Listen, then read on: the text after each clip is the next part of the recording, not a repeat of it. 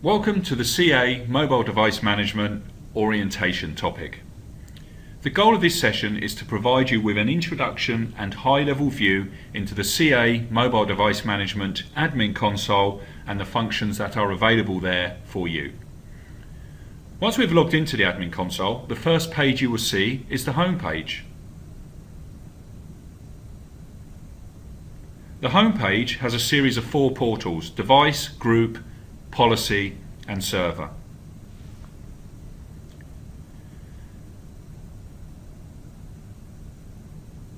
There are a series of buttons available in these portals. Let's look at the items in the Device portal. This button corresponds to Search, obviously allowing us to perform quick searches. Device List, which will take us into a list of devices. Users, which will show the defined users who have enrolled devices. Activity List, which will give you insight into the roaming and telecom management side of the solution. And then lastly, a link to the dashboard for this particular portal. This is also available on all the other portals. Let's click on Device List. What we can see here is a listing of all our devices. We have some buttons on the left here, so let's quickly look at those. Again, we have the dashboard icon. We also have another list icon. This takes us obviously back to this list. The globe, that takes us to the activity list. Inspector, which will allow you to look in detail at any object or item that you have selected in the view. The link button, we will look at this shortly, but basically this allows us to link groups, policies, devices together. The view button, what you can see on the screen now is a standard view with a series of columns. Using the view button, we could change the selected view to either a system or custom defined view. We will look at that soon also. Search, again, the ability to quickly find a device. Imagine if you have potentially thousands of devices, this will be extremely useful. Then we have the export view capability. This allows for the export of the current view to CSV, Word or Excel. Import corporate device list. This is specifically used because when a device registers, it will default to being a personal device. Some of these devices, especially if enrolled through self-service, could actually be corporate-owned devices. This option allows you to import a list that will override the status of the personal devices to be defined as corporate devices. At the top here, we have a series of menu items that allow us to access the specific portals.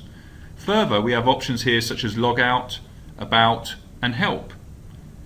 If you click on Help, you will see standard navigational help concepts. For example, if we click on graphical dashboards, we can view information relating to those. We will now move back to the device list. Now we select the device dashboard and let's examine some of the simple KPIs that are made available to you. Approved versus unapproved devices. Unapproved devices could indicate jailbroken or rooted devices, or simply devices that have yet to go through a workflow of approval upon their first enrolment. You can also see a breakdown of devices by operating system here. iOS, Android and Windows, but we could of course also see BlackBerry or Windows Phone listed here as well.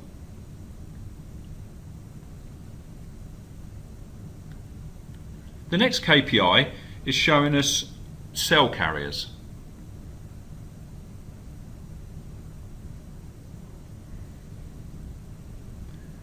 Days since last connection is a very important KPI. This shows us devices that haven't connected for 14 to 30 days or even longer than that. This could indicate an issue with devices that are perhaps lost or why they're not connecting into the server. You could have a remediation policy in place that says if a device hasn't connected in for 30 days, then certain controls or blocks can be placed upon that device.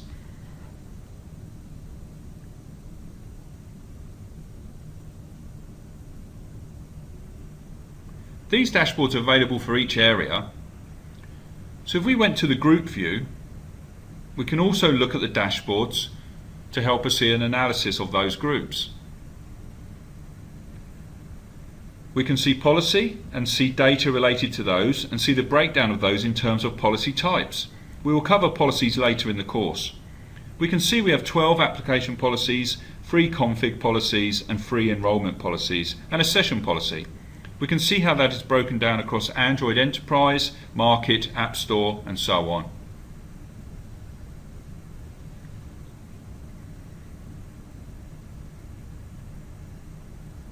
The Server tab has a dashboard also, and you can see here your overall server health and some diagnostic information. If we click on Diagnostics, we will see useful data about our server. For example, we can see APNS connectivity information here, and I can also click through this configuration to see real-time information on current server diagnostics. I do have a stop sign here though. That is just showing you that you don't have an SMS gateway or email connectivity configured yet for this particular server. In this example, that is as expected, so it is fine. Let's go back to the device list. We can perform a multiple select here by drag and drop.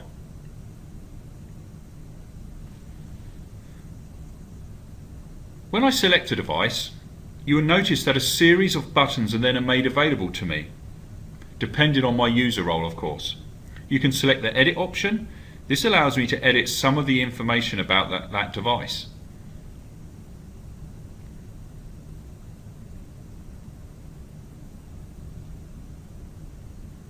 You can select move to another tenant, so if I had a multiple tenant implementation, I could move devices between those as necessary.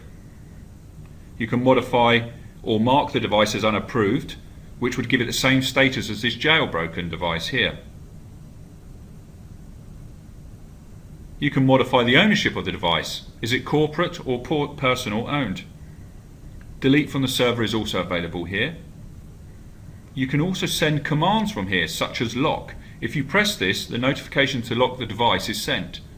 Remote wipe is also an option here to be used in certain situations. You can also unlock or clear the passcode on a device here as well. So if the user has forgot the passcode, that action can be performed. Remove control. This action would take away the MDM control of the device. This is essentially a selective wipe and is critical in a BYOD environment.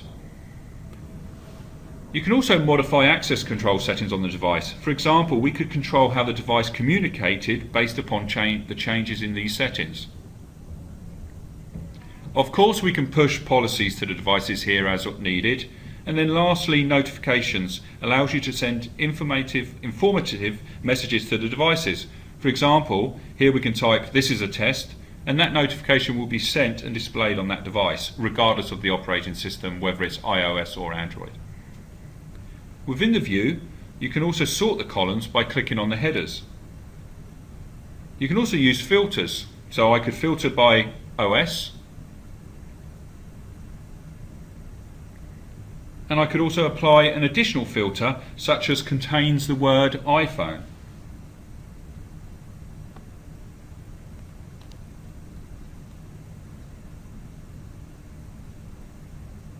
We mentioned export view earlier. This allows you to export the current view or all of the devices to CSV and so on.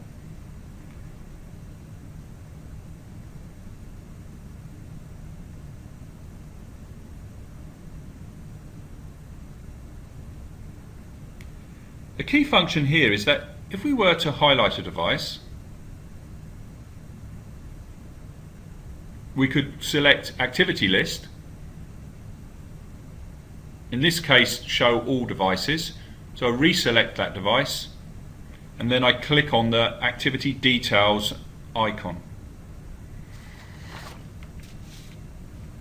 Here I can see telecom expense management data. Be aware that the solution will not track any content of calls or messages, just the time, recipients and locations. This option is also optional and the user can agree to this data being tracked or collected or not. I can look at calls, data, Wi-Fi. I can pick one of these locations. I could select the map icon and show where the device was located when that activity took place.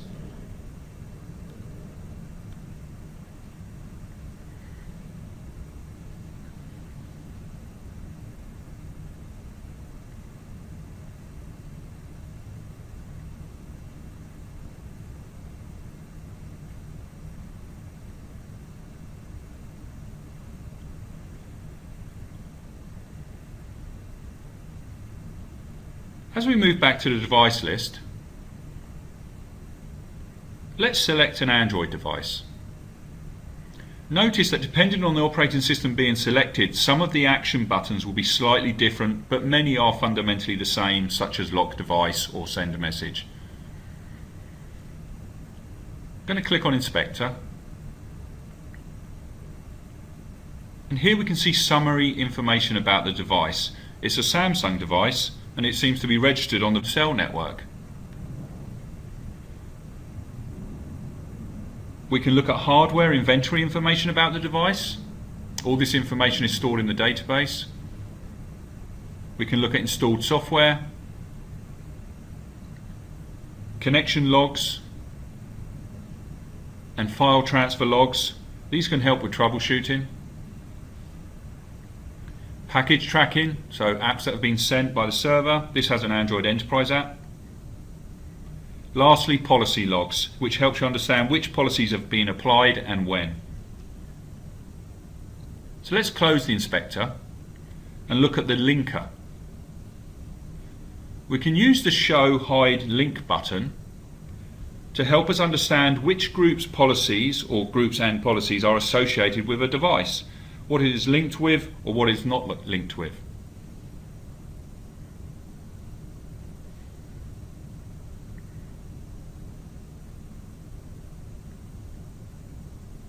So let's select the View button.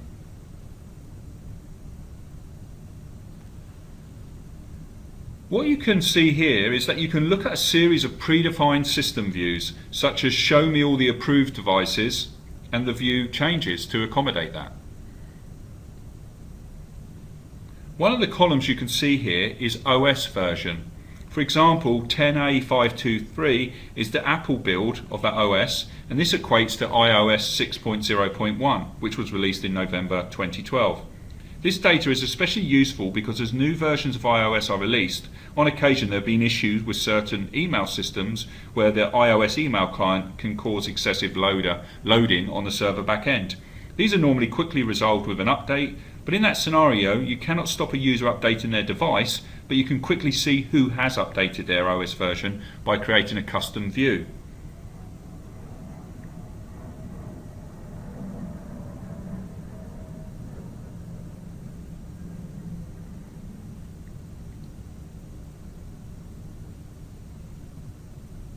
So here I will select Views, and I'll select Custom Views, and now select the Add button. Let's call it Demo View, and we want to look at attributes specifically related to iOS.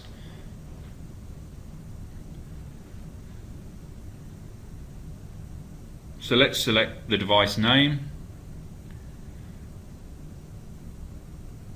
serial number, version, and some CA mobile device management specific data, such as the last connected time. We could look at the actual SQL statement if we wanted, but in this case we just select Save, apply the view. So let's select it. We can now see that we have all the iOS versions, and earlier we talked about 6.01. We can see that here.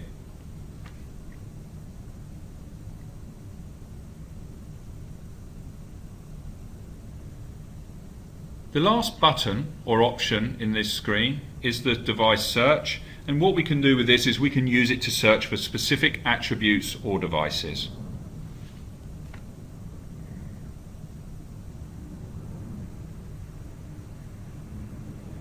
Now let's head back to the Server tab.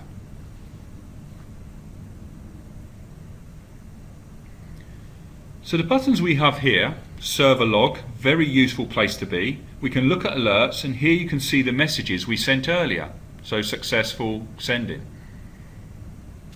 We can look at specific alerts. Alerts can have a defined contact.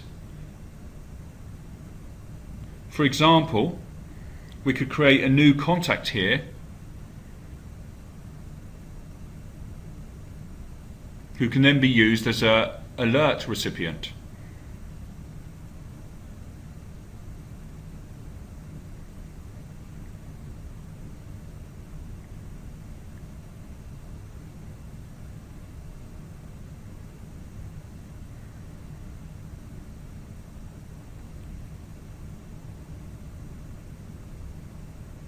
If we look here, we can see that we can send SNMP traps and emails.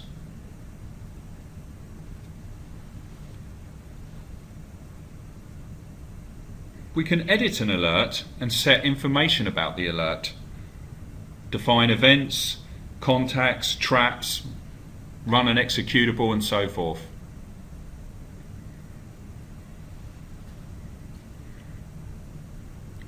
For configuration, we will look at this in more detail later, but if we have the right permissions, we can access essential server configuration aspects here.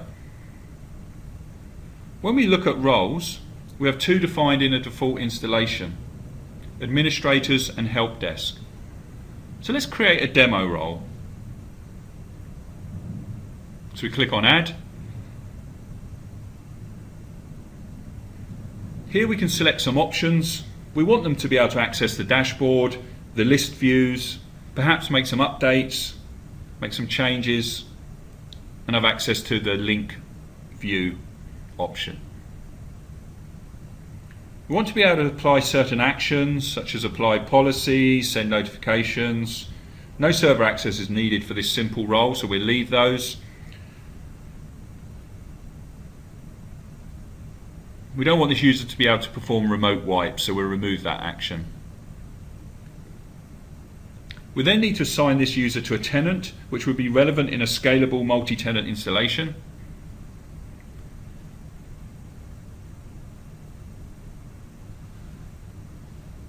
Then we need to assign the user role to a user group. In this case, we'll assign this to a specific user. Click on Save, and let's test this by logging out.